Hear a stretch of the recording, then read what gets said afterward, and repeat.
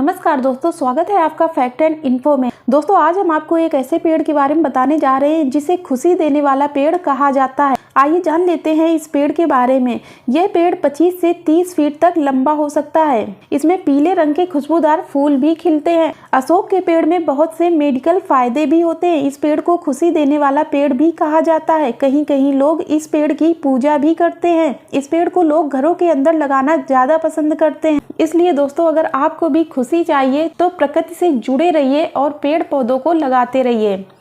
आशा है ये जानकारी आपको पसंद आई होगी।